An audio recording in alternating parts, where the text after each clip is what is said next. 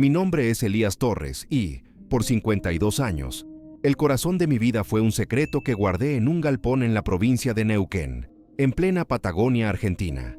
Uno escucha historias, rumores que se lleva el viento sobre criaturas en el monte. Pero mi historia no es un rumor, es una confesión. Yo albergué a una familia de lo que los viejos llamaban ucumares en mi campo, desde el año en que enterré a mi padre hasta el día en que el gobierno apuntó sus satélites a mi casa, y lo que hizo la Gendarmería Nacional cuando finalmente nos acorraló. Esa es la verdad que me aplasta el pecho desde entonces, la razón por la que rompo mi silencio ahora. Necesito que el mundo sepa lo que pasó en ese rincón olvidado del sur, no por ellos, sino por nosotros. El monstruo nunca fue quien creíamos. La verdadera monstruosidad llevaba uniforme y venía con órdenes firmadas. Y yo estuve en el medio, un simple paisano tratando de cumplir una promesa hecha en una noche helada de 1971. Una promesa que me costó todo. Todo empezó en el invierno del 71.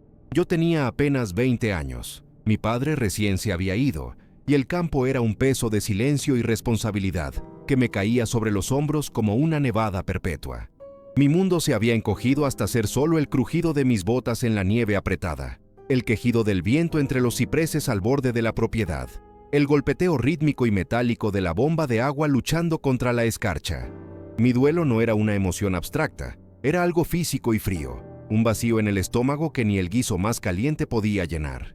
Vivía en una rutina de soledad, donde cada día era una copia del anterior, marcado solo por el movimiento del sol bajo un cielo plomizo. La tierra de mi padre era ahora mi herencia y mi condena, un vasto escenario de silencio donde yo era el único actor. Y en ese silencio, aprendí a escuchar. Aprendí que no todos los silencios son iguales. Hay silencios de paz y silencios de espera, y hay silencios que gritan peligro. Esa noche de julio, el silencio estaba mal. Era un silencio denso, antinatural. Los zorros callaban, los teros, que siempre anunciaban cualquier movimiento extraño, estaban mudos. Hasta el viento, ese compañero constante y aullador de la Patagonia, parecía contener la respiración entre las lengas y los ñires. El frío era más agudo, se metía por las rendijas de la casa de madera como agujas de hielo. Yo estaba sentado junto a la estufa, tratando de leer un libro viejo a la luz de un farol a querosén, pero no podía concentrarme. Había una tensión en el aire, una expectativa. Era la misma quietud que precede al terremoto o a la emboscada. Una quietud que te eriza la piel y te dice que algo que no debería estar ahí, está. Y está cerca. El silencio era un peso, una manta que asfixiaba los sonidos normales del campo, dejando solo un vacío expectante que pronto se rompería. No sabía qué era, pero mi cuerpo sí. Todo mi ser estaba en alerta. Entonces vino el sonido desde el galpón de Esquila, a unos 100 metros de la casa principal. No fue un estruendo, sino algo peor, algo íntimo y desgarrador. Primero, un chasquido metálico, seco y violento, que resonó en el aire helado con una claridad brutal. Lo conocía bien, una trampa para osos, de las que mi abuelo ponía para los pumas más grandes. Un segundo de silencio tenso, y luego, el sonido que jamás olvidaré. No era el bramido de una vaca ni el relincho de un caballo asustado. Era un desgarro bajo y gutural, un quejido profundo que vibraba en el suelo, seguido de un resoplido suave y adolorido, casi como un sollozo ahogado. Era el sonido del dolor puro, de una fuerza inmensa atrapada y confundida. Un sonido que no pertenecía a ninguna criatura que yo conociera, y conocía a todas las que habitaban esos montes. Mi primer instinto fue el miedo, un sudor frío en la nuca, pero el segundo fue una rabia sorda. Nadie, nada, merecía morir así. Agarré el viejo Mauser de mi padre del perchero junto a la puerta. El acero estaba helado al tacto. También tomé una linterna pesada, de esas a pila que pesan como un ladrillo. Su luz cortó un cono tembloroso en la oscuridad helada mientras avanzaba hacia el galpón, la nieve crujiendo bajo mis botas con cada paso cauteloso. El aire quemaba mis pulmones, cada sombra parecía moverse, cada ráfaga de viento sonaba como un susurro. La puerta del galpón, una pesada hoja de madera de ciprés, estaba ligeramente entreabierta. Un nuevo sonido vino de adentro, el ruido metálico de una cadena tensándose y aflojándose, acompañado de esa respiración dificultosa y profunda. Apoyé la espalda contra la pared. con el corazón martillándome en las sienes. El olor que salía de la oscuridad era una mezcla extraña, el aroma familiar a heno y tierra fría, pero con un matiz nuevo, almizclado y salvaje, un olor a miedo, el suyo y el mío. Empujé la puerta lentamente. El chirrido de los goznes fue un grito en la noche. Apunté el haz de luz hacia el interior, barriendo la penumbra polvorienta, y allí, en el centro del galpón, entre las herramientas de esquila y los fardos de lana, estaba. Era joven, se notaba en su complexión, aunque ya era enorme, quizás 2 metros de alto si se hubiera erguido del todo. Estaba cubierto de un pelo oscuro, largo y enmarañado, salpicado de nieve y barro. Estaba de costado, tratando desesperadamente de arrancarse una trampa de acero dentada que se había cerrado con una fuerza brutal sobre su pierna derecha. La cadena de la trampa, anclada a una viga del suelo, estaba tensa como una cuerda de guitarra. La sangre oscura manchaba el pelo y el suelo polvoriento. No gruñía, no gritaba, solo luchaba en un silencio tenaz, con una fuerza desesperada que doblaba el acero sin poder liberarlo. Sufría en silencio. Al sentir la luz, su cabeza se giró bruscamente hacia mí, y en ese instante, el tiempo se detuvo. No era un monstruo, era un cachorro, una cría, y estaba aterrorizado. Su rostro, enmarcado por el pelo enmarañado, no era el de un oso ni el de un simio, era algo intermedio, extrañamente humano en su expresión de pánico y dolor. Pero fueron sus ojos los que me paralizaron. No eran los ojos de una bestia, eran oscuros, profundos, y en ellos vi una inteligencia antigua, una conciencia que me evaluaba, me medía, me suplicaba. No había malicia, solo miedo y un dolor insoportable. Se quedó quieto, mirándome fijamente, su pecho subiendo y bajando en resoplidos de agotamiento. El cañón del Mauser temblaba en mis manos, apuntando directamente a su cabeza. El miedo me gritaba que disparara. El sentido común me decía que corriera. Mi padre me habría dicho que acabara con su sufrimiento. Pude haberle disparado. Era mi derecho. Estaba en mi propiedad. Era una amenaza potencial, una criatura desconocida y poderosa. Un solo tiro, y el problema desaparecería. Pude haber corrido, encerrarme en la casa y esperar al amanecer para encontrarlo muerto o desaparecido. Era la opción más segura. Nadie me habría culpado. El mundo habría seguido su curso y mi vida habría sido infinitamente más simple. Pero esos ojos me retuvieron. Vi a una criatura joven, atrapada y sola, lejos de su familia, en un mundo que no la entendía y solo quería hacerle daño. Vi el mismo miedo y la misma soledad que sentía yo en esa casa vacía. Y en ese momento, una elección se formó en mi pecho, no en mi cabeza. Una elección que no tenía lógica, solo compasión. En vez de eso, con un movimiento lento y deliberado para no asustarlo más, bajé el fusil. Lo apoyé contra la pared. Esa fue la primera decisión, una promesa hecha sin palabras. Di un paso atrás, lentamente, y salí del galpón, cerrando la puerta pero sin poner el pasador. Fui a la cocina, con las manos todavía temblando. El guiso que había dejado para mi cena seguía caliente sobre la estufa. Sin pensarlo 2 veces, lo volqué en un plato hondo de metal, el que usaba para el perro que ya no tenía, y le agregué un trozo de pan casero. Regresé al galpón. La criatura no se había movido. Seguía observando cada uno de mis gestos, su respiración contenida. Dejé el plato en el suelo, a unos metros de él, lo suficientemente cerca para que lo oliera, pero lo suficientemente lejos para no sentirme amenazado. Luego, retrocedí y me fui, dejando la puerta entreabierta. Esa noche no dormí. Me quedé escuchando el silencio, esperando un grito, un estruendo, algo. Pero no hubo nada, solo el viento que había vuelto a soplar, como si el mundo, al ver mi decisión, hubiera decidido volver a respirar. A la mañana siguiente, el sol pálido del invierno iluminaba una escena surrealista. Fui al galpón con el corazón en la boca. La criatura se había ido. La trampa de acero estaba abierta, torcida de una forma que parecía imposible para la fuerza humana, y tirada en un rincón. La cadena había sido arrancada de la viga del suelo, pero lo que me detuvo en seco fue el plato. Estaba vacío, lamido hasta quedar reluciente, y colocado perfectamente derecho en el centro del espacio donde había estado la noche anterior. No estaba tirado a un lado, como lo habría hecho un animal salvaje. Estaba puesto, era un mensaje, un agradecimiento, una señal de que entendían el intercambio. Miré las huellas enormes que se alejaban en la nieve hacia la línea de árboles en el fondo del campo y supe que algo había cambiado para siempre. El secreto había nacido en el silencio de ese invierno. Un pacto sellado con un plato de guiso y un acto de piedad. Mi vida, a partir de ese día, se partió en dos. La vida que todos conocían y la vida secreta que empezaba al caer la noche.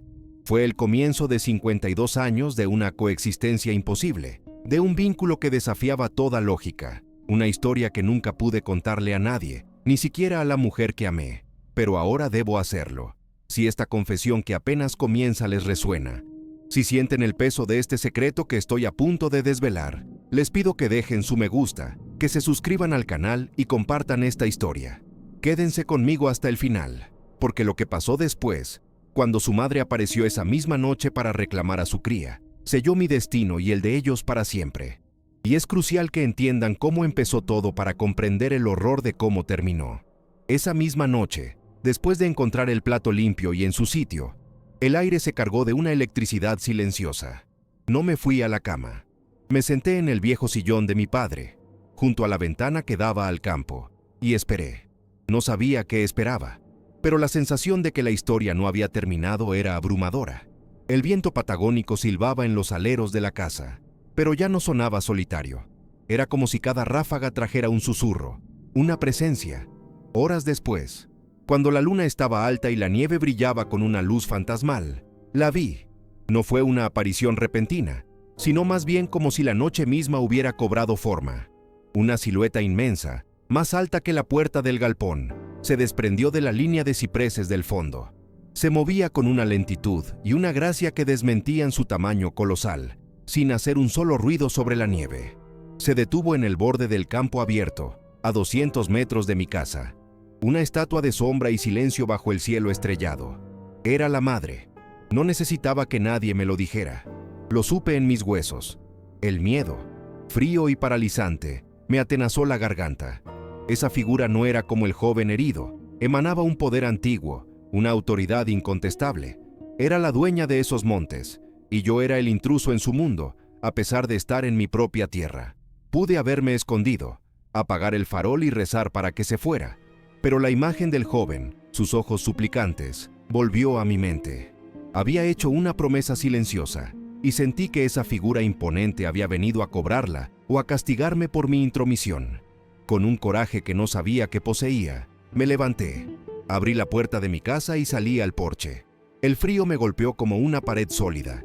Me quedé allí, en mangas de camisa, temblando, pero sin apartar la mirada. Ella no se movió, solo me observaba. Sus ojos, 2 puntos de oscuridad más profunda que la noche, me estudiaban. No era una amenaza, era una pregunta, una evaluación. En ese duelo de miradas a través de la helada distancia, asentí lentamente con la cabeza. Un gesto mínimo, un reconocimiento, un permiso. Ella permaneció inmóvil 1 minuto más, y luego, con la misma lentitud silenciosa, se dio la vuelta y se fundió de nuevo con las sombras del bosque. El pacto estaba sellado. A partir de esa noche, el motor de nuestras vidas se puso en marcha. Comprendí que lo del guiso no había sido un acto aislado, sino el inicio de algo. Ya no se trataba de caridad, sino de un acuerdo. Decidí formalizarlo. Cada atardecer, sin falta, llevaba algo al galpón. Al principio, era lo que podía compartir de mis propias y escasas provisiones. Un balde de metal con avena caliente mezclada con grasa para combatir el frío, algunas manzanas guardadas del otoño, un trozo de pan duro. Realizaba el acto con una solemnidad casi religiosa, sintiendo que estaba alimentando algo más que un cuerpo hambriento. Estaba nutriendo la confianza, la frágil paz que se había establecido entre mi mundo de cercos y rutinas, y el suyo, de sombras y misterio. El galpón ya no era un simple cobertizo de trabajo, se había convertido en un altar, un punto de encuentro neutral entre dos especies que no deberían haberse conocido. Cada noche, al dejar la ofrenda, sentía sus ojos invisibles sobre mí desde la oscuridad del bosque, vigilando, aprobando. No había miedo, solo una profunda sensación de responsabilidad. El ritual había comenzado, y yo era su único sacerdote. La respuesta no tardó en llegar. Cada mañana, sin excepción, el balde o el plato estaban vacíos, lamidos hasta brillar, y colocados con la misma pulcritud deliberada que la primera vez. Pero ahora, junto al recipiente, siempre había algo más. La primera vez fueron 3 piedras de río, oscuras, lisas y perfectamente redondas, dispuestas en un pequeño triángulo sobre el suelo de tierra. Me agaché y las recogí. Estaban frías y pesadas en mi mano. No era un pago, lo entendí de inmediato. Era un gesto, un gracias, en su propio idioma. Una semana después, encontré el cráneo de un ciervo, despojado de toda carne y blanqueado por el sol y el tiempo, tan limpio que parecía una escultura de marfil. No estaba roto, estaba intacto, colocado con cuidado sobre un montículo de heno. Estaban mostrando su naturaleza, cazadores, recolectores, pero también su inteligencia y su respeto por el intercambio. No eran simples animales que tomaban la comida y huían, entendían la reciprocidad. Estábamos conversando, aunque sin una sola palabra hablada, usando los elementos de la tierra como nuestro vocabulario compartido. Pronto, las reglas implícitas de nuestro pacto comenzaron a emerger, tan claras como si hubieran sido talladas en piedra. La primera y más fundamental era sobre el tiempo. Ellos eran criaturas de la noche. Nunca, en 52 años, los vi a la luz del día. Mi campo, durante las horas de sol, era un lugar ordinario. Las vacas pastaban, los teros caminaban por el pasto, y yo realizaba mis tareas como cualquier otro paisano.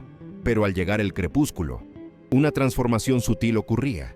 El aire se volvía más denso, los sonidos se agudizaban. Yo me retiraba a la casa, y el campo se convertía en su territorio. A veces, en las noches de luna llena, podía ver sus siluetas moviéndose a lo lejos, patrullando los límites de la propiedad, sombras gigantes que se deslizaban entre los árboles. El día era para el hombre, la noche para el misterio. Romper esa regla, salir a buscarlos en la oscuridad, lo sentía como una traición. Y nunca lo hice. El galpón era nuestra embajada, y el atardecer y el amanecer eran los únicos momentos en que el embajador podía cruzar la frontera sin temor. La segunda regla era sobre el espacio.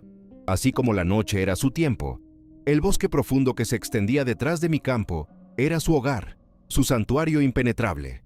Mis tierras terminaban en un viejo alambrado cubierto de maleza, y más allá comenzaba un bosque de lengas y coigües tan denso que la luz del sol apenas penetraba.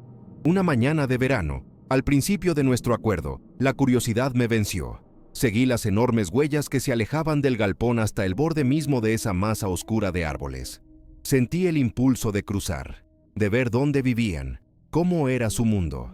Di un paso más allá del alambre de púas y, en ese instante, el bosque enmudeció por completo. Segundos después, el sonido de una rama inmensa, del grosor de mi pierna, partiéndose en lo alto de un coigüe a unos 50 metros de mí, retumbó como un disparo. No había viento, el aire estaba quieto. Fue una advertencia, un hasta aquí. Retrocedí lentamente y el sonido normal del bosque regresó gradualmente. Comprendí el mensaje. Yo les daba el galpón como refugio temporal, un puesto de avanzada, pero su hogar era sagrado e inaccesible. La tercera regla, y quizás la más crucial para nuestra supervivencia mutua, era la discreción absoluta en presencia de otros humanos. Ellos poseían una habilidad casi sobrenatural para desaparecer. Un par de meses después del primer encuentro, mi vecino más cercano, Don Amancay, un hombre mayor y curioso, vino de visita sin avisar. Llegó a caballo justo al atardecer, la hora en que yo solía llevar la comida al galpón. Mi corazón se hundió. Estaba seguro de que los delataría con algún ruido, algún movimiento. Nos sentamos en el porche a tomar mate, y Amancay no dejaba de mirar hacia el galpón, como si su instinto de viejo gaucho le dijera que algo no estaba bien. Yo sudaba frío, esperando el desastre, pero desde el galpón no llegó ni el más mínimo sonido, ni un crujido, ni una respiración. Un silencio de tumba. Cuando Amancay finalmente se fue, sentí una oleada de alivio tan intensa que casi me caigo. Esa noche, al llevar la avena, noté que la puerta estaba cerrada por dentro con una tranca de madera que yo nunca usaba. Ellos también estaban protegiendo el secreto. Entendían el peligro que representaba mi mundo. Con el tiempo, mis ofrendas se volvieron más deliberadas. Ya no eran solo sobras.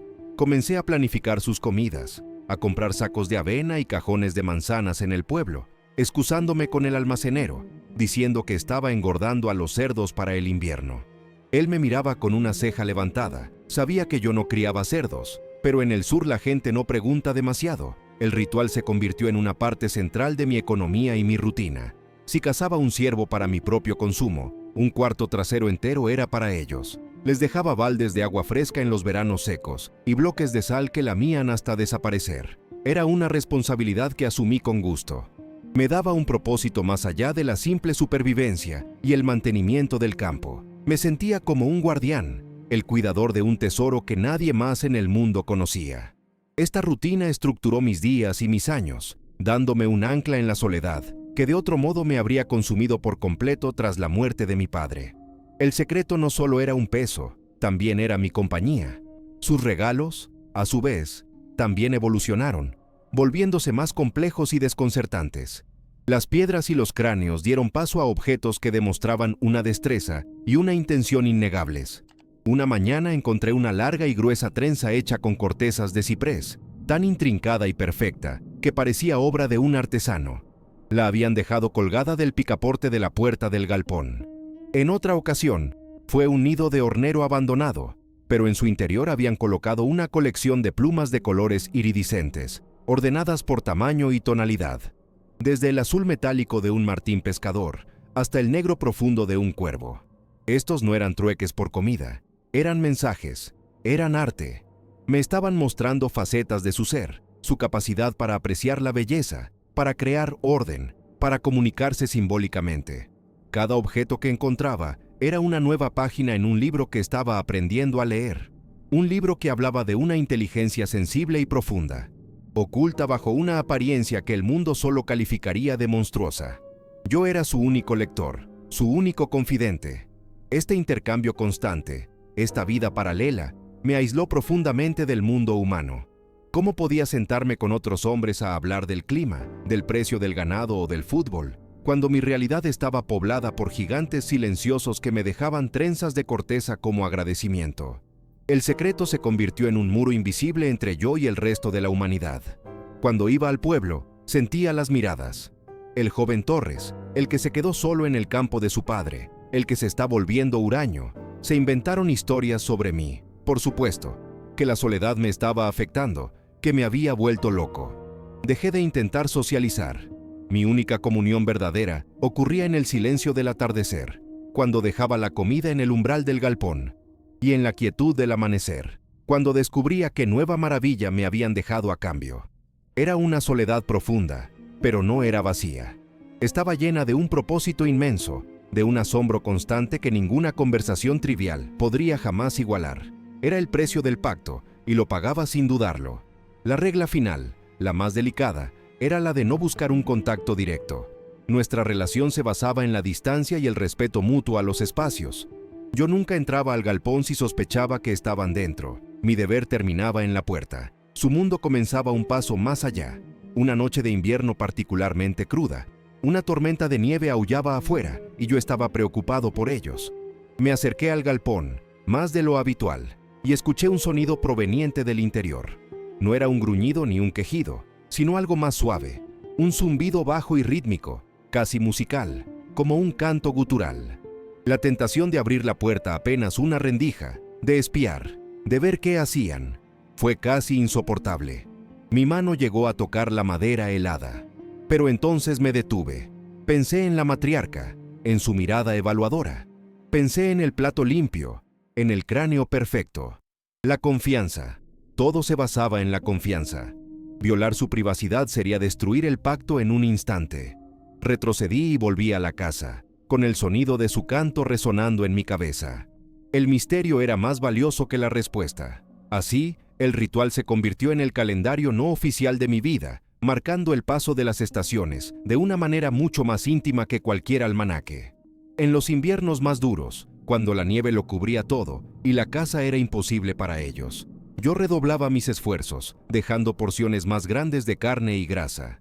A cambio, encontraba cosas que solo podían hallarse en las profundidades del bosque invernal. Extraños hongos luminiscentes que brillaban con una luz azul pálida en la oscuridad de la mañana, o trozos de cuarzo arrancados del corazón de la montaña. En primavera, cuando el bosque volvía a la vida, mis ofrendas eran más un complemento, y sus regalos eran manojos de las primeras flores de Amancay o nidos llenos de huevos de pájaros silvestres que yo sabía que no eran para comer, sino para admirar. Nuestras vidas estaban sincronizadas con el pulso de la tierra, un ciclo de dar y recibir que fluía tan naturalmente como el deshielo de los glaciares en las cumbres andinas. Éramos parte del mismo ecosistema, cada uno cumpliendo su rol. Hubo un momento que trascendió el simple intercambio y me demostró que su vigilancia iba más allá del galpón. Estaba reparando un tramo lejano del alambrado, en una zona rocosa y de difícil acceso. Mientras martillaba un poste, mi navaja de bolsillo, una vieja herramienta que había sido de mi padre y que yo atesoraba, se me cayó sin que me diera cuenta. La busqué durante horas, recorriendo el terreno una y otra vez, con una creciente desesperación. Era un simple objeto, pero su valor sentimental era inmenso. Finalmente, me di por vencido. A la mañana siguiente, cuando salí a mis tareas, algo brilló sobre el poste de madera en el que había estado trabajando el día anterior. Era mi navaja.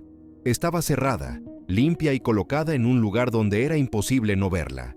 No estaba en el galpón, el lugar habitual de nuestros intercambios. Estaba en el lugar exacto donde la había perdido. Me estaban observando, cuidando de mí de formas que apenas empezaba a comprender. No solo protegían el secreto, me estaban protegiendo a mí. La conexión era más profunda de lo que jamás había imaginado. De esta manera, la rutina quedó grabada en la piedra de mis días. El pacto ya no era una decisión que tomaba cada noche, sino una parte fundamental de mi ser, tan natural como respirar. El galpón se transformó de un edificio utilitario a un espacio sagrado, una frontera tangible entre el mundo conocido y un secreto tan antiguo como las montañas que nos rodeaban. Los años comenzaron a deslizarse uno tras otro, cada invierno renovando el acuerdo, cada primavera viendo florecer nuestra extraña simbiosis. El miedo inicial se había disuelto, reemplazado por un profundo y adictivo sentido de asombro y pertenencia. Yo era el único humano en su mundo, y ellos eran los únicos confidentes en el mío. Creí, en mi inocencia, que podríamos mantener este equilibrio para siempre. Pero el mundo exterior, el mundo de los hombres, no se queda quieto. Se expande, consume, y su curiosidad es un fuego que tarde o temprano llega a todos los rincones. La paz en la que vivíamos era un tiempo prestado, y la primera factura estaba a punto de llegar. Con los años, el secreto se arraigó tan profundamente en mi vida que se volvió parte de mi paisaje interior, como las montañas que rodeaban mi campo. Me casé. Clara, una maestra del pueblo con ojos que veían más allá de mi fachada huraña, trajo luz y risas a la casa que había sido solo un eco de mi padre. Nunca le conté nada. El peso de esa omisión fue el mayor sacrificio de todos. ¿Cómo explicarle que la razón por la que a veces me levantaba en mitad de la noche para mirar por la ventana no era insomnio, sino para asegurarme de que las sombras gigantes que patrullaban nuestro campo estaban a salvo? Ellos parecían entenderlo. Cuando Clara estaba en casa, su presencia se volvía aún más fantasmal, su silencio más absoluto. Eran los guardianes invisibles de un hogar del que solo yo conocía su existencia completa, un delicado equilibrio construido sobre la confianza y un amor no dicho. Cada día que el secreto se mantenía, sentía que tejía un hilo más en la red que nos unía y, a la vez, me aislaba del mundo que amaba. A lo largo de las décadas, se convirtieron en los fantasmas benévolos del campo. Su protección iba más allá de mantenerme a salvo a mí. Durante la tormenta de viento y nieve del 83, una de las peores que recuerdo, un álamo centenario se partió y cayó sobre el techo de la casa con un estruendo que hizo temblar los cimientos. Clara y yo pasamos la noche acurrucados, escuchando el viento aullar y el crujido de la madera. Al amanecer, me preparé para un día entero de trabajo con la motosierra, pero al salir, el tronco, un monstruo de más de 1 metro de diámetro, había sido movido, no arrastrado, sino levantado y colocado a un lado, con una precisión que desafiaba la física. Las tejas rotas estaban apiladas ordenadamente en el suelo. No escuché nada, ni una rama rota, ni un gruñido de esfuerzo. Solo el silencio de la nieve cayendo. Fue un acto de cuidado imposible, una demostración de fuerza usada no para destruir, sino para proteger. Clara pensó que había sido un milagro. Yo sabía a quién agradecer. Las marcas en las vigas del galpón se convirtieron en mi obsesión silenciosa. Ya no eran simples arañazos. Con el tiempo, se transformaron en patrones complejos, una especie de escritura cuneiforme grabada en la madera vieja. Empecé a llevar un diario, dibujando cada nueva marca, tratando de encontrar un significado. Noté que ciertos símbolos se repetían con las fases de la luna, otros aparecían solo antes de las primeras nevadas o coincidían con la migración de los cauquenes. Era un calendario, un almanaque de la naturaleza que solo ellos entendían. Una vez, después de una sequía terrible, tallaron una espiral con una línea que la atravesaba. A la semana siguiente, el río casi seco que bordeaba mi propiedad creció con una fuerza inusitada, inundando los pastizales más bajos. La marca era una advertencia. Estaban leyéndome la tierra, enseñándome su lenguaje secreto, un diálogo que trascendía los años y las especies, escrito con garras sobre madera polvorienta. Cada símbolo era una lección, una revelación que me hacía sentir menos solo. El vínculo se profundizó cuando vi al joven que había salvado, ahora un macho adulto imponente con vetas grises en el lomo, enseñándole a su propia cría. Una tarde, escondido tras el tractor, los observé cerca de la línea de árboles. El pequeño, torpe y curioso, intentaba imitar los sonidos del bosque. El padre, con una paciencia infinita, emitía el llamado agudo y corto de un chimango, el ave que siempre alerta del peligro. Luego señalaba al cielo, esperando que el pequeño lo repitiera. No era un juego, era una lección de supervivencia. Estaba transmitiendo conocimiento, cultura. Ver esa escena, ese acto de paternidad tan reconocible, borró cualquier vestigio de monstruo que pudiera quedar en mi mente. Eran una familia, tenían un legado, y yo, sin quererlo, me había convertido en parte de su clan. El extraño tío humano que les dejaba comida y guardaba su existencia como el más sagrado de los juramentos. Esa imagen de padre e hijo es un tesoro que guardo en mi memoria. La primera amenaza real no llegó con armas ni con gritos, sino con el zumbido distante de una motosierra. En la década de los 90, el progreso descubrió nuestro rincón del paraíso. Un nuevo loteo para gente con plata de Buenos Aires se instaló a unos 10 kilómetros al este, en lo que solía ser el campo vecino. De repente, el silencio del valle se vio interrumpido por el ruido de la construcción, de camionetas 4x4 y, peor aún, por la presencia de gente que no entendía las reglas no escritas de la montaña. Para ellos, el campo era un patio de recreo, no un ser vivo al que respetar. Empecé a encontrar latas de cerveza y envoltorios de plástico en mis tierras. El olor a perfume caro a veces contaminaba el aire puro de la mañana. Sentía su invasión como una enfermedad, una mancha de aceite que se extendía lentamente, amenazando con contaminar mi mundo y el de mis silenciosos vecinos. La tensión era palpable. Sentía su nerviosismo en la quietud antinatural del bosque por las noches. Pronto, la curiosidad de los recién llegados se convirtió en una amenaza directa. Sus hijos adolescentes, aburridos y en busca de emociones, empezaron a meterse en mi propiedad. Cortaban los alambrados, dejaban las tranqueras abiertas. Una tarde, mientras recorría el campo, encontré huellas de zapatillas caras cerca del galpón. Mi sangre se heló. Esa noche, el balde de comida no fue tocado. Era su forma de decirme que el santuario había sido profanado, que se sentían expuestos. Tuve que empezar a patrullar mis propios límites, reparando los cortes en el alambre, sintiéndome más un carcelero que un dueño. Me volví el viejo loco y territorial del que los padres advertían a sus hijos, un papel que tuve que aceptar para protegerlos. Cada confrontación con esos chicos insolentes, que me miraban como a una reliquia polvorienta, me dejaba un sabor amargo en la boca y un nudo de miedo en el estómago. El secreto se estaba volviendo una carga cada vez más pesada.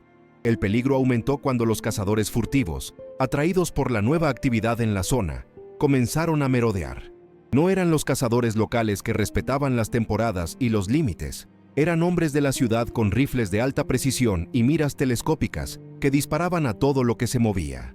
Una mañana, encontré el cuerpo de un ciervo joven, apenas un cervatillo, abandonado con solo los cuartos traseros despiezados. La crueldad inútil del acto me revolvió el estómago. Pero el verdadero pánico llegó unos días después. Clavada a la altura de la cabeza de un hombre en el tronco de un coihue, a menos de 50 metros del galpón, encontré una flecha de caza moderna, de fibra de carbono y punta de acero. Alguien había disparado a una sombra en la noche y había fallado por poco. La implicación era aterradora. Habían sido vistos. Alguien, en algún lugar, ahora tenía una historia increíble que contar. Una historia que inevitablemente traería a más curiosos y más armas. Las historias, como era de esperar, comenzaron a filtrarse. Primero fueron susurros en el almacén del pueblo. Don Anselmo dice que vio un oso gigante cerca del campo de Torres. ¿Vieron las huellas que encontraron cerca del arroyo? No son de puma. El apodo que les dieron fue el fantasma de la estancia, una leyenda local para asustar a los turistas. Incluso el pequeño periódico de la comarca publicó una nota breve y sensacionalista sobre avistamientos misteriosos en la zona, citando a testigos anónimos. Cada palabra impresa era un clavo más en el ataúd de nuestro secreto. Empecé a sentirme observado, no solo por mis vecinos, sino por una curiosidad colectiva y voraz. Dejé de ir al pueblo a menos que fuera estrictamente necesario. Mi aislamiento autoimpuesto se convirtió en una cuarentena forzosa. El campo dejó de ser un refugio para convertirse en una fortaleza sitiada, y yo era su único defensor, armado solo con mi silencio y una creciente desesperación. El casi desastre llegó en una tarde soleada y tranquila de verano. Estaba reparando una cerca cuando escuché un sonido que no pertenecía a mi mundo. Era un zumbido agudo y persistente, como el de un insecto electrónico gigante. Alcé la vista y mi corazón se detuvo, suspendido en el aire, a unos 30 metros de altura, directamente sobre mi galpón. Había un dron. Era pequeño y negro, un ojo mecánico y silencioso que lo grababa todo. Era la materialización de mi peor pesadilla. La tecnología moderna invadiendo el último rincón sagrado. No sabía quién lo pilotaba. Un chico aburrido, un fotógrafo aficionado, un periodista. Y no importaba. Lo único que importaba era esa cámara, violando el santuario, registrando lo que no debía ser visto. El pánico fue una ola de hielo que me recorrió la espalda. Sabía que ellos estaban dentro, escondidos en la penumbra, sintiendo el mismo terror que yo, sino más. Tenía que actuar. Y tenía que hacerlo ya. No podía dispararle. El sonido de un tiro atraería al piloto y a quien estuviera con él. Sería una confesión. Necesitaba una distracción, no una confrontación. Algo lo suficientemente grande y alarmante como para que el piloto se asustara y se fuera, olvidando lo que pudiera haber visto. Sin pensar, corrí como un loco hacia el potrero más alejado de la casa, donde apilaba el heno viejo y podrido. Agarré el bidón de nafta que usaba para la desmalezadora. Mis manos temblaban tanto que apenas podía abrir la tapa. Rocié el combustible sobre la pila seca, el olor penetrante llenando el aire. Retrocedí unos pasos, saqué mi encendedor y, con una plegaria silenciosa, lo arrojé. Hubo un whoosh ensordecedor y una bola de fuego anaranjado se elevó hacia el cielo, seguida de una columna de humo negro y espeso que comenzó a manchar el azul perfecto de la tarde. El calor me golpeó en la cara y el olor agrio a heno y plástico quemado me llenó los pulmones. Funcionó. Casi de inmediato, escuché un grito a lo lejos, en dirección al nuevo loteo. El zumbido del dron se volvió más frenético y lo vi alejarse a toda velocidad, desapareciendo sobre la colina. El alivio fue tan intenso que mis rodillas flaquearon. Pero mi acto de locura tuvo un precio inmediato. En menos de 10 minutos, el aullido creciente de una sirena me anunció que la distracción había sido demasiado efectiva. El camión de bomberos voluntarios del pueblo, seguido por la camioneta del comisario, subió por mi camino de tierra levantando una nube de polvo. El jefe de bomberos, un hombre con el que había ido a la escuela, me miró con una mezcla de ira y lástima. Apagaron el fuego fácilmente, pero la humillación, el interrogatorio y las miradas de condena de mis vecinos, que se habían acercado a curiosear, fueron un incendio mucho más difícil de extinguir. Tuve que inventar una historia estúpida sobre una plaga de víboras. Nadie me creyó. El precio real fue mucho más allá de la vergüenza. Me pusieron una multa por iniciar un incendio sin permiso que representó casi todos mis ahorros de ese año. El comisario me dio una advertencia oficial, dejándome claro que estaría bajo vigilancia. Pero lo peor fue la mirada de Clara cuando volví a la casa, cubierto de hollín y oliendo a humo. ¿Por qué, Elías?, me preguntó, su voz quebrada por la preocupación. ¿Por qué harías algo tan peligroso y estúpido? Vi el miedo en sus ojos. El miedo de que el hombre con el que se había casado se estuviera desmoronando, perdiendo la razón en su soledad. Mi mentira sobre las víboras sonó hueca y patética en la cocina que ella había llenado de calor. Esa noche, la distancia entre nosotros en la cama se sintió como un abismo. El secreto ya no solo me aislaba del mundo, estaba empezando a envenenar mi propio hogar, a alejar a la única persona que había logrado romper mi coraza. Estaba perdiendo mi propia vida para protegerla de ellos. Esa noche no pude dormir. Me senté en el porche, en la oscuridad, sintiendo el peso de mis decisiones. El aire estaba cargado, denso de una emoción que no podía nombrar. Me sentía derrotado, expuesto. ¿Había valido la pena? El campo estaba en un silencio absoluto, más profundo que de costumbre. Ni el viento se atrevía a soplar. Estaba a punto de entrar, cuando algo en el escalón de entrada captó mi atención.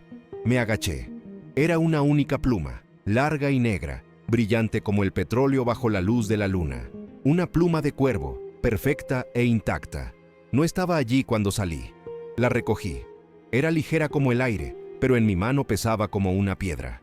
No era un regalo, no era una advertencia, era algo más, era un reconocimiento, te vimos, entendemos tu sacrificio. Era la primera vez que su comunicación salía del galpón y llegaba hasta la puerta de mi casa, cruzando una frontera invisible. En esa pluma sentí su gratitud, pero también su miedo, un miedo que ahora compartíamos plenamente. A partir de ese día, la paranoia se convirtió en mi sombra. El casi desastre nos había marcado a todos. Cada vez que escuchaba un motor de auto en el camino, mi corazón daba un vuelco. Cada avión que cruzaba el cielo era una amenaza potencial. Reforcé la vieja cerradura del galpón y trabé las ventanas desde adentro. Empecé a dormir con el Mauser de mi padre junto a mi cama de nuevo, no por miedo a ellos, sino por miedo a mi propia especie. El idilio silencioso, la simbiosis pacífica, se había roto para siempre. Ahora, nuestra relación estaba forjada en la ansiedad compartida, en la vigilancia constante. La intimidad no desapareció, al contrario, se intensificó, pero ahora era la intimidad de dos soldados en una trinchera, esperando el próximo ataque. El mundo exterior ya no era un ruido de fondo, era un enemigo activo que había mostrado su rostro. La pregunta ya no era si nuestro secreto podría durar, sino cuánto tiempo nos quedaba antes de que el mundo derribara la puerta a patadas. El año en que Clara enfermó fue el año en que el mundo perdió su color. La quimioterapia, ese veneno que prometía vida, se la fue llevando poco a poco, vaciándola por dentro hasta dejar solo una cáscara frágil de la mujer que amaba. Mi dolor era un sabor amargo y constante en la boca, una niebla gris que se instaló en la casa y en mi alma. Cada día era una lucha, no solo contra la enfermedad, sino contra la desesperanza. El ritual con mis vecinos secretos se volvió mecánico, un acto realizado por inercia en medio del torbellino de mi angustia. Dejaba la comida en el galpón y me retiraba sin esperar a ver sus regalos, sin la capacidad de sentir asombro. Sentía su presencia en la distancia, una vigilancia silenciosa, pero mi mundo se había encogido al tamaño de la cama de Clara. El contraste entre su poderío silencioso y mi absoluta impotencia ante la enfermedad de mi esposa era una tortura diaria. El secreto, que antes había sido un propósito, se convirtió en una carga más, un muro que me impedía compartir mi dolor más profundo con la única persona que quedaba en mi vida. La rutina se convirtió en un ciclo de viajes agotadores al hospital de Neuquén, horas en la ruta, el olor a desinfectante impregnándose en mi ropa, las palabras huecas de los médicos que usaban términos técnicos para describir el fin de mi mundo, y luego el regreso, a la casa silenciosa donde el eco de la risa de Clara era un fantasma más. Yo me estaba quebrando. A veces, en el campo, me apoyaba en un poste y gritaba hasta quedarme sin voz, un aullido de pura rabia y pena que el viento patagónico se llevaba. Ellos lo notaron. El balde de comida a veces aparecía a la mañana siguiente casi intacto. En su lugar, encontraba cosas distintas. Ya no eran maravillas estéticas. Una vez fue un trozo de musgo increíblemente suave y grueso, como un cojín de terciopelo verde. Otra, una piedra de río que, al tomarla, se sentía extrañamente cálida al tacto, como si contuviera un calor propio. No intentaban impresionarme, intentaban consolarme. En su lenguaje mudo, me decían, estamos aquí, sentimos tu dolor. El día que enterramos a Clara, el silencio dejó de ser mi compañero y se convirtió en mi enemigo.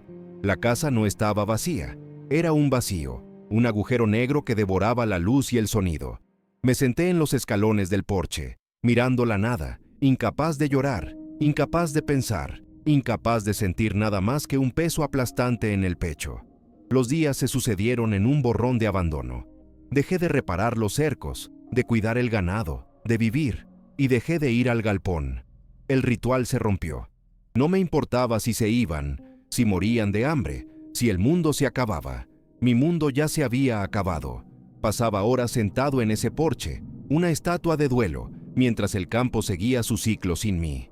La soledad que una vez había elegido como protección, ahora era una celda de tortura, y yo era mi propio carcelero, condenado a revivir cada recuerdo en un silencio absoluto y ensordecedor. Ya no tenía nada que proteger, porque lo había perdido todo. Una tarde, mientras el sol se teñía de naranja y el frío comenzaba a calar los huesos, estaba sentado en los escalones del porche, con la cabeza entre las manos, el peso de todo simplemente quebrándome. Habían pasado semanas desde el funeral. No había comido. Apenas dormía. Estaba listo para dejarme ir. Y entonces la sentí. Levanté la vista y allí estaba. La matriarca, más vieja, con el pelaje oscuro veteado de hebras grises, como mi propia barba descuidada. Pero no estaba en la línea de árboles, a una distancia segura. Salió de las sombras y caminó lentamente hacia el campo abierto, hacia mí. Cada paso era deliberado, sin hacer el más mínimo ruido. Se detuvo a unos 20 metros de la casa, mucho más cerca de lo que jamás había estado un adulto. Se sentó sobre sus cuartos traseros, una montaña de pelo y sabiduría antigua, y sus ojos oscuros y profundos se clavaron en los míos. El miedo que debería haber sentido estaba ausente, reemplazado por una extraña y sobrecogedora calma. Y entonces hizo algo que rompió el tejido de mi realidad. Inclinó su enorme cabeza y emitió un sonido que nunca antes, ni después, he vuelto a oír. No fue un rugido ni un quejido. Fue un zumbido bajo, lúgubre y gutural, una vibración tan profunda que no solo la oí con mis oídos, sino que la sentí en mis huesos, en el suelo bajo mis pies, en el aire a mi alrededor. Era el sonido del duelo mismo, una nota de pura empatía, un lamento que parecía nacer de las profundidades de la tierra. No había amenaza, ni petición, ni advertencia. Era una declaración. Estaba de luto conmigo. En ese sonido imposible, escuché el eco de mi propio corazón roto. Esa criatura, ese monstruo de las leyendas, estaba compartiendo mi dolor de la única manera que sabía, con una honestidad tan pura y abrumadora que me desarmó por completo. La soledad se hizo añicos. Ya no estaba solo en mi pena. Se quedó allí, sentada en la misma posición, mientras el sol se hundía y la oscuridad se tragaba el paisaje. No se movió, no hizo más ruidos, solo permaneció, una centinela silenciosa en mi noche más oscura. Y yo tampoco me moví. Nos quedamos allí, el hombre roto y la bestia sabia, compartiendo una vigilia bajo las estrellas afiladas de la Patagonia. Y por primera vez desde que Clara se había ido, lloré. No fueron sollozos violentos, sino lágrimas silenciosas que rodaban por mi cara sucia. Un deshielo lento del glaciar que se había formado en mi pecho. En esa comunión muda, la última barrera entre mi mundo y el suyo se disolvió para siempre. No éramos dos especies distintas unidas por un pacto de conveniencia. Éramos familia. El amor y la pérdida, entendí en ese momento, son la gramática universal de la existencia. Y ella la hablaba con más elocuencia que cualquier ser humano que hubiera conocido. La línea entre hombre y monstruo se borró para siempre en la oscuridad. Pasaron varias semanas. El acto de la matriarca me había devuelto a la vida, o al menos al movimiento. Volví a mis tareas, volví a vivir. Reanudé el ritual del galpón, pero ya no era una obligación ni un trueque.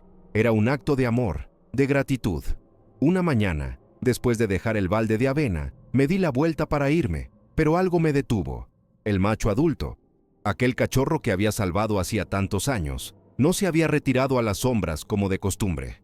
Estaba de pie junto a la puerta abierta del galpón, esperándome. Era una torre de músculo y pelo, pero su postura era relajada. Hizo un sonido suave, un chasquido gutural que nunca le había oído, y luego inclinó la cabeza hacia el bosque profundo. Era una invitación inequívoca. Me estaba pidiendo que lo siguiera, que cruzara la frontera que durante décadas había sido sagrada e inviolable. El corazón me dio un vuelco, una mezcla de miedo y una emoción abrumadora. Dudé. La regla era clara. Yo no cruzaba el alambrado. Su mundo era suyo. Era la base de nuestra confianza. Miré sus ojos y vi la misma inteligencia paciente que había visto en su madre. No había prisa, solo una serena insistencia. Volvió a inclinar la cabeza hacia el bosque. Entendí que la vigilia compartida lo había cambiado todo. Ya no era un extraño, un proveedor. Me habían aceptado en su círculo más íntimo. Era una prueba de confianza definitiva, un honor que me dejaba sin aliento. Con el corazón martilleándome contra las costillas, caminé lentamente hacia él, pasé a su lado sintiendo el calor que emanaba de su cuerpo y crucé el viejo alambrado de púas. Puse un pie en el bosque prohibido por primera vez. El aire cambió al instante, volviéndose más frío, más denso, cargado con el olor a tierra húmeda y a tiempo. El sonido del mundo exterior se desvaneció, reemplazado por un silencio catedralicio. Estaba entrando en su santuario. Me guió con una seguridad asombrosa a través de la densa maleza, por senderos invisibles para un ojo humano. El sol se filtraba en haces de luz polvorienta a través del dosel de coihues y lengas centenarios.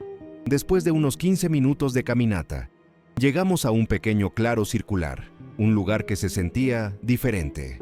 El suelo no era de tierra, sino que estaba cubierto por una alfombra de musgo tan espeso y verde que absorbía cualquier sonido. Era un lugar de una paz profunda y antinatural. Y en el centro del claro, semienterrada en el musgo y la tierra, había algo que no pertenecía a ese lugar, ni a este mundo. Era una roca de forma ovoide, del tamaño de una sandía grande, de un color gris oscuro y sin brillo. Me arrodillé y, con vacilación, la toqué. No era piedra. Su superficie era perfectamente lisa, sin poros, y estaba fría, con un frío metálico y anormal que parecía absorber el calor de mi mano. Vibraba, muy levemente, como un ser vivo dormido. El ucumar se paró a mi lado, observando mi reacción. Luego, con una delicadeza que contrastaba con su tamaño, estiró uno de sus largos dedos y golpeó suavemente la superficie del objeto. No sonó como una roca. Emitió una nota musical pura, un tono bajo y resonante que vibró en el aire del claro y se apagó lentamente. Mi mente luchaba por procesar lo que veía y oía. Era una tecnología, no una geología. Y entonces hizo algo que me heló la sangre y abrió la primera grieta en el muro de mi comprensión. Levantó su enorme brazo, señaló hacia un hueco en el dosel de árboles por donde se veía el cielo azul pálido y apuntó directamente hacia el oeste, hacia el lugar donde, por la noche, sabía que estaría la constelación de Orión. Apuntó a un punto específico del cielo vacío, donde cada noche aparecían las Tres Marías. Mantuvo el gesto durante un largo minuto, su dedo trazando una línea invisible desde ese objeto imposible hasta un punto exacto en el cosmos. Finalmente, bajó el brazo. Su mirada se encontró con la mía, intensa, cargada de un significado que me esforzaba desesperadamente por descifrar. Luego, se golpeó el propio pecho con el puño cerrado. El sonido fue un golpe sordo y profundo, un aquí. Después, extendió su dedo índice y, con una suavidad increíble, tocó mi pecho, justo sobre mi corazón, un tú, y repitió la secuencia completa, como un maestro enseñando una lección vital. Golpeó la roca metálica, señaló al cielo, se golpeó el pecho, me tocó a mí. Lo hizo 3 veces. Objeto, cielo, nosotros, una trinidad imposible. El mensaje, aunque todavía fragmentado, comenzó a arder en mi mente con una claridad aterradora. No eran bestias del bosque, no eran demonios de la montaña, eran otra cosa, eran viajeros, y no estaban escondidos de los cazadores o de los drones. Se estaban escondiendo de algo mucho, mucho más grande. Y de alguna manera, yo, Elías Torres, un simple paisano, ahora era parte de su secreto cósmico. Si este momento, esta revelación bajo el dosel del bosque, les ha llegado al corazón, si sienten el vértigo de este secreto que trasciende nuestro propio mundo, les pido que me acompañen en este tramo final. Dejen su me gusta para que esta confesión no se pierda en el silencio. Suscríbanse y activen las notificaciones, porque lo que viene ahora es la llegada de la gendarmería y la verdad detrás de sus satélites. Compartan esta historia, para que más gente sepa que los verdaderos monstruos no siempre son los que se esconden en la oscuridad. Quédense hasta el final, porque la elección que tuve que hacer cambiaría no solo mi vida, sino la forma en que ven a la humanidad. La revelación en el claro del bosque no me trajo paz, sino un terror de una escala que jamás había concebido. Mi secreto ya no era sobre una familia de criaturas tímidas, era sobre sobrevivientes de un naufragio cósmico. La roca metálica, los gestos hacia el cielo, todo cobraba un sentido abrumador. Ya no temía a los cazadores furtivos o a los drones de los turistas. Ahora temía a mi propia especie, a lo que seríamos capaces de hacer si descubríamos la verdad. Este nuevo conocimiento era un veneno que se extendía por mis venas, una paranoia helada que me hacía mirar al cielo no con asombro, sino con miedo. Y no tuve que esperar mucho. La amenaza no llegó desde las estrellas, sino por el camino de tierra que llevaba a mi casa. La Gendarmería Nacional no llegó con sirenas ni estruendo. Llegaron en un jeep verde olivo que se detuvo en mi tranquera con la precisión de un cirujano, levantando una nube de polvo que pareció asentarse sobre todo mi mundo.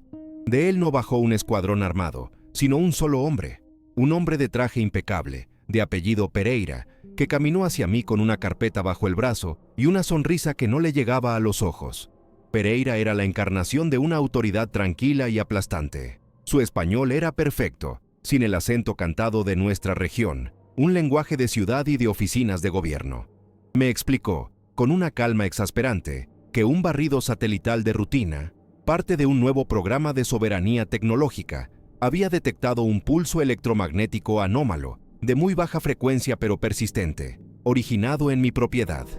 «Nada de qué alarmarse, señor Torres», dijo, mientras sus ojos lo recorrían todo, el galpón, la línea de árboles, mi rostro curtido, probablemente un viejo equipo militar enterrado o un transmisor de radioaficionado defectuoso. «Solo estamos aquí para verificar la fuente». Le ofrecí mi mejor actuación del viejo paisano confundido. Le hablé de mi bomba de agua, de las vetas de mineral en el subsuelo, de los fantasmas. Él solo asentía, pero sus ojos decían otra cosa. No me veían a mí. Veían una inconsistencia en su mapa, una pregunta que habían venido a responder a cualquier costo. Su cortesía era una amenaza mucho más profunda que cualquier grito. Pereira y su jeep se fueron esa tarde, pero la amenaza se quedó, anclada como una garrapata en la piel de mi campo. A la mañana siguiente, un vehículo sin identificación se estacionó en el camino vecinal, justo donde terminaba mi propiedad, con dos hombres dentro que no hacían nada más que mirar. La paranoia dejó de ser una sensación para convertirse en una certeza física. Cada crujido de la casa era una bota en mi porche. El silbido del viento entre los ñires se transformó en el susurro de una radio de largo alcance. No podía ir al galpón. El simple acto de caminar 100 metros por mi propio campo, un camino que había recorrido miles de veces, se había convertido en un acto de traición potencial. ¿Había cámaras en los árboles? ¿Micrófonos enterrados en la noche? Mi hogar, mi santuario de soledad, se había transformado en una jaula de cristal. Estaba atrapado, y peor aún, sentía que los había atrapado conmigo. El mundo exterior, con su tecnología y su curiosidad implacable, había puesto su pie en la puerta. El ritual que había sido el corazón de mi vida por más de medio siglo se rompió en un instante. La comida que preparaba para ellos se quedaba sobre la mesa de mi cocina, una ofrenda sin destino. No podía arriesgarme. No podía llevarla al galpón bajo la mirada invisible de los hombres del auto, y podía sentir su miedo desde el otro lado del campo. El silencio que emanaba del bosque ya no era pacífico, era un silencio tenso, aterrorizado, un silencio que gritaba. Las noches se volvieron insoportables. Me quedaba despierto, mirando por la ventana, imaginando su confusión, su hambre, su pánico. ¿Pensarían que los había abandonado? ¿Que los había traicionado después de 52 años? La cadena de confianza, forjada noche tras noche con gestos de cuidado y regalos de plumas y piedras, se estaba oxidando con cada hora de mi inacción. La culpa era un animal que me roía por dentro, más salvaje que cualquier criatura que pudiera esconderse en el monte. Los estaba fallando en su hora más oscura. Después de 3 días de vigilancia pasiva, la presión aumentó. Pereira regresó, esta vez con 2 vehículos más y un pequeño equipo de técnicos. Ya no se quedaron en el límite de mi propiedad. Entraron, amparados en su orden judicial, y montaron un pequeño campamento tecnológico a unos 200 metros de mi casa, justo en el campo abierto. Desplegaron antenas, conectaron cables, y el aire se llenó del zumbido bajo y constante de un generador. El sonido era una profanación, una daga en el corazón del silencio patagónico. Trabajaban con una eficiencia fría y metódica, ignorándome casi por completo, como si yo fuera solo un elemento más del paisaje. Estaban midiendo, triangulando, cercando la fuente de la anomalía. Cada lectura que tomaban, cada ajuste que hacían en sus equipos, sentía que era un paso más cerca del galpón, un paso más cerca de destruir el único sentido que había tenido mi vida. El cerco no era solo físico, era tecnológico, implacable y se cerraba sobre nosotros. Pero la estocada final llegó esa misma tarde. Pereira se acercó a mí mientras yo observaba impotente desde el porche. Su tono seguía siendo profesional, casi amable. Señor Torres, hemos aislado la fuente principal de la señal en un radio de 20 metros. Se centra en su galpón de Esquila, dijo, como si hablara del clima. Para evitar cualquier daño estructural, mañana por la mañana realizaremos un barrido no invasivo con un georradar. Nos dará una imagen clara de lo que hay debajo del suelo sin tener que excavar. La palabra georradar resonó en mi cabeza como una sentencia de muerte. Iban a escanear el galpón. Iban a ver a través de la tierra. Verían la forma de la roca, la nave, lo que fuera que estuviera enterrado allí. Verían el secreto en toda su gloria imposible. El trabajo de mi vida, mi promesa hecha a un cachorro aterrorizado en una noche de invierno, estaba a punto de hacerse añicos por el procedimiento rutinario de un organismo gubernamental. La inevitabilidad era un muro de hormigón que se me venía encima. Esa noche, la paranoia se convirtió en una desesperación febril. Mi mente era un torbellino de planes inútiles y violentos. Podía sabotear su generador, prender fuego el galpón yo mismo para destruir la evidencia, y a ellos con ella, enfrentarlos con el viejo Mauser. ¿Un acto suicida que solo aceleraría el desastre? Cada opción era una catástrofe. Me sentía como un animal acorralado, y en mi pánico, empecé a entender el terror que ellos debían haber sentido toda su vida. Caminaba de un lado a otro en la oscuridad de mi casa, sintiendo las miradas fantasmales de mi padre y de Clara. ¿Qué habrían hecho ellos? Mi padre me habría dicho que defendiera mi tierra. Clara me habría suplicado que no cometiera una locura. 52 inviernos de confianza, de regalos de cortezas trenzadas y consuelo silencioso, todo a punto de ser borrado por el bip de una máquina. Mi promesa se había vuelto una condena, y la ejecución estaba programada para el amanecer. Mientras observaba las luces distantes de su campamento, empecé a cuestionar la premisa de Pereira. ¿Realmente creían que era una bomba de la época militar? La escala de la operación, los equipos satelitales, la insistencia. Era desproporcionado. Entonces recordé la mirada de Pereira. No era la mirada de un burócrata cumpliendo una orden. Era la mirada hambrienta de un buscador de tesoros. El brillo de un geólogo que sabe que está parado sobre una veta de un mineral nunca antes visto. No venían a neutralizar una amenaza, venían a reclamar un premio. El pulso electromagnético no era un problema a resolver. Era una promesa de poder, de tecnología, de una ventaja que el gobierno anhelaba. No se estaban escondiendo de nosotros, me repetí, recordando el gesto de Lucumar hacia el cielo. Se estaban escondiendo de en lo que nos convertiríamos si alguna vez poníamos nuestras manos en su tecnología. Y yo era el último y frágil guardián de esa caja de Pandora. La noche antes del escaneo fue la más larga de mi vida. El silencio del campo era absoluto, pero era un silencio cargado de electricidad, la quietud que precede a la caída del rayo. No hubo cantos, ni movimientos en las sombras, ni regalos en el umbral. Era como si ellos también supieran que era el final, como si hubieran aceptado su destino y estuvieran esperando, juntos, en la oscuridad del galpón. Me senté en el porche, envuelto en una manta, y simplemente observé la silueta del galpón contra un cielo nublado y sin estrellas. Era una tumba, un monumento a un secreto demasiado grande para este mundo. Ya no sentía rabia ni pánico, solo una profunda y desoladora tristeza. Era el adiós. Estaba despidiéndome no solo de ellos, sino de la parte más significativa de mi propia existencia. La vida del Elías Guardián estaba terminando, y no sabía qué quedaría de mí a la mañana siguiente. El silencio no era de ellos, era mío. Era el silencio de un hombre que había llegado al final de su camino. El amanecer llegó con una luz gris y fría que parecía drenar el color del mundo. El zumbido del generador de la gendarmería se intensificó. Escuché voces, el sonido metálico de equipos siendo preparados. Me quedé de pie en el porche, con mis botas de trabajo y mi vieja campera de campo, sintiéndome como un espectro en mi propia tierra. Vi a Pereira dar la orden con un gesto seco de la mano. Dos de sus hombres, vestidos con uniformes técnicos, empezaron a empujar la máquina de georradar, un armatoste amarillo con ruedas, a través del campo congelado, directamente hacia el galpón. Cada vuelta de esas ruedas sobre la escarcha era un golpe de martillo en la puerta de mi vida, un segundo menos en el reloj de mi promesa. El momento había llegado. Tenía que hacer algo, gritar, confesar, interponerme en su camino. No sabía qué, pero sabía que no podía quedarme allí parado mientras el mundo moderno, con su lógica fría y su apetito insaciable, se tragaba mi único y verdadero milagro. Mi última batalla estaba por comenzar. Caminé hacia ellos, un viejo en un campo helado, mi cuerpo un escudo inútil contra el avance de su maquinaria. Pereira me vio, sus ojos fríos como el acero, y por un instante pensé que me ordenaría que me apartara.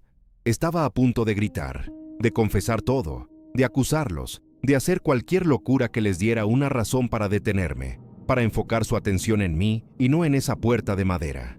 Estaba a punto de sacrificar mi cordura en un último acto desesperado, cuando un sonido cortó el aire tenso de la mañana, un sonido que no era mío ni de ellos.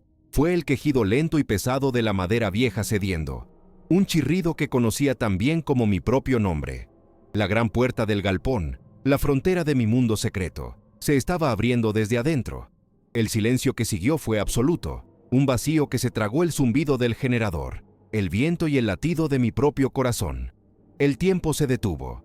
Todos, los técnicos, los gendarmes y el mismísimo Pereira, se quedaron congelados, con la mirada fija en la oscuridad que se revelaba lentamente en el umbral. De la penumbra del galpón emergió el macho. La luz gris del amanecer recortó su silueta gigantesca, una torre de poder silencioso. Los hombres de Pereira ahogaron un grito colectivo. Escuché el chasquido metálico de los seguros de los fusiles al ser quitados. Apuntaron sus armas hacia él. Un círculo de cañones temblorosos enfocados en su pecho. Pero él no era una bestia acorralada. Se movía con una lentitud y una calma que desarmaban. No gruñó, no mostró los dientes. Caminó lentamente hacia adelante, saliendo a la luz, y levantó sus enormes manos abiertas, con las palmas hacia arriba, en el gesto universal de la paz. En su palma derecha descansaba la roca oscura y metálica del claro del bosque, que ahora emitía un pulso de luz azul muy tenue, casi imperceptible, pero innegablemente presente. No era una criatura salvaje, era un embajador presentándose en el fin del mundo, y había venido a negociar los términos de su rendición, o quizás de la nuestra. Su mirada no estaba en los fusiles, sino fija en mí, una última pregunta silenciosa. Y entonces, frente a los cañones, mientras la roca en su mano zumbaba con una nota baja y musical, comenzó a hablar en su lenguaje de gestos. La revelación final, el payoff de 52 años de silencio. Golpeó la roca con un dedo, y la luz azul se intensificó. Señaló al cielo, a las nubes grises que ocultaban las estrellas de su hogar. Se golpeó el pecho, un sonido sordo y profundo. Nosotros. Hasta ahí era la lección que yo ya conocía. Pero entonces añadió el gesto final, el que lo cambió todo. Con un movimiento amplio y lento de su brazo, barrió el horizonte, señalando a los gendarmes, sus uniformes, sus armas relucientes, sus camionetas, el georradar, toda la fría y letal parafernalia de nuestra especie. Y finalmente me miró a mí, y en sus ojos ancestrales vi la verdad completa, tan brillante y terrible como un relámpago. No se estaban escondiendo de nosotros, se estaban escondiendo por nosotros.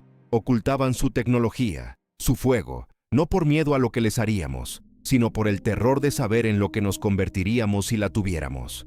En ese momento de comprensión absoluta, cuando el universo parecía contener la respiración, el oficial Pereira bajó lentamente su arma. El movimiento fue casi imperceptible, pero en la tensión de esa mañana fue tan estruendoso como un disparo. Todos los demás agentes, viendo a su superior, dudaron, sus dedos todavía en los gatillos, pero la certeza de su agresión se tambaleó. Los ojos de Pereira se movieron de la criatura y su tecnología brillante. A mí, un viejo temblando en sus botas, con el rostro surcado por medio siglo de un secreto imposible. Y luego, de vuelta a la criatura. En su mirada no vi la codicia de un conquistador, sino algo mucho más complejo, el peso de una decisión que no aparecía en ningún manual de procedimiento.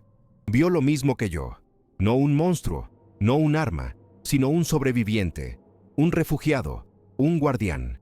La confrontación final no sería con balas, sería con una conciencia, la suya. El destino de dos mundos pendía de la humanidad de un solo hombre. Pereira se llevó la radio a la boca. Su voz, al salir, fue plana, burocrática, una máscara perfecta para la enormidad de lo que estaba a punto de hacer. Aquí Pereira para Central, dijo, y el aire se cortó. Fuente de la señal identificada. Corresponde a una bomba de agua de pozo profundo en desuso, modelo antiguo. La lectura se debe a una interferencia magnética anómala del lecho rocoso. Es un falso positivo. Repito, falso positivo. Estamos levantando el equipo. Fin del comunicado. Nos cubrió.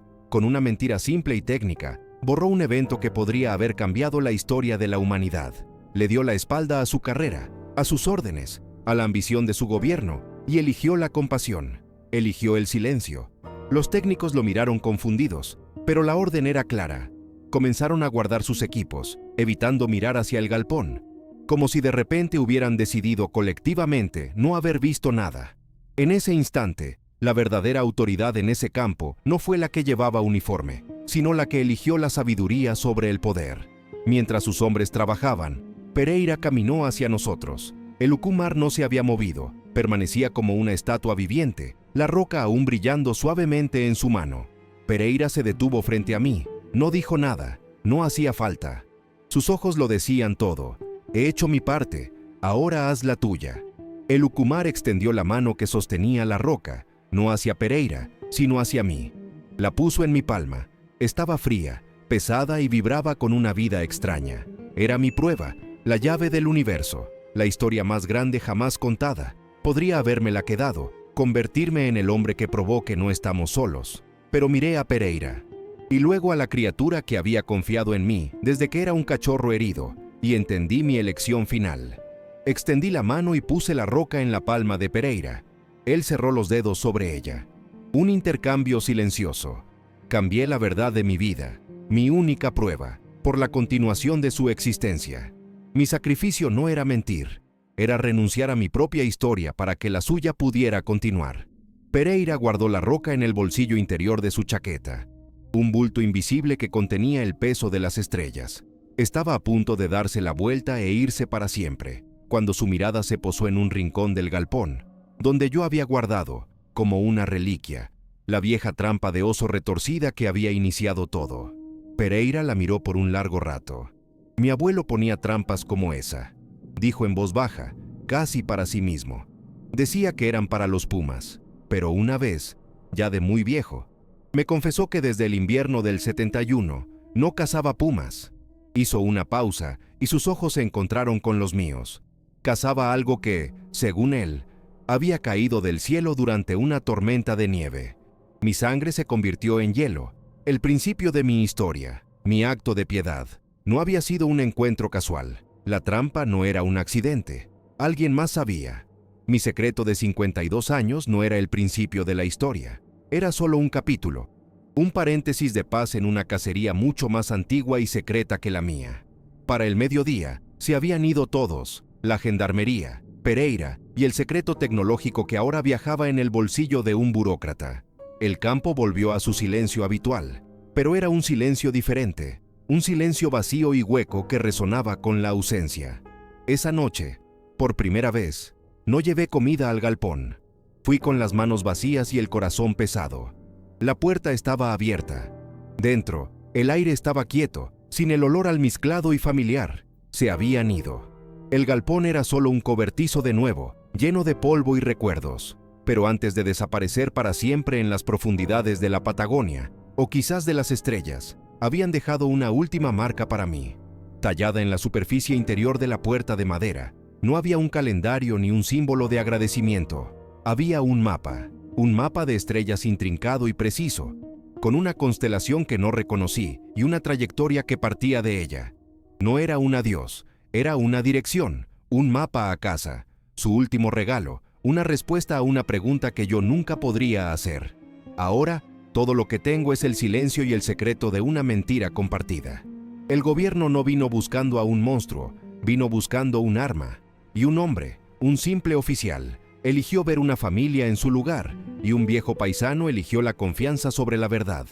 La verdad más profunda que aprendí en esos 52 años es que el monstruo que con tanto fervor buscamos en los bosques y en las sombras del mundo, a menudo no es más que un reflejo distorsionado de nuestra propia ambición, nuestra propia crueldad y nuestro propio miedo. A veces, el acto más valiente y humano de todos no es revelar la verdad, sino enterrarla. Mentir para proteger un milagro. Mentir para darle a la esperanza una oportunidad de encontrar su camino a casa, lejos de nuestras manos destructoras. Mi vida se consumió guardando su secreto, y ahora mi vejez se consume guardando el de Pereira. Somos los únicos dos fantasmas que quedamos de esta historia. Gracias por escuchar mi confesión hasta el final. No espero que me crean, solo espero que la próxima vez que escuchen un rumor sobre algo imposible escondido en la oscuridad, se pregunten quién es el verdadero monstruo en la historia. Si mi vida y mi secreto te han hecho pensar, te pido que dejes tu me gusta, que compartas esta confesión para que no se pierda en el olvido, y que te suscribas al canal para que otras verdades ocultas puedan, quizás, encontrar su voz. Y no te vayas todavía. En la pantalla final aparecerá recomendado otro relato, otra confesión desde un rincón olvidado del mundo. Quizás descubras que no todas las autoridades tienen la conciencia de Pereira. A veces, cuando el gobierno encuentra algo, no lo cubre, lo captura.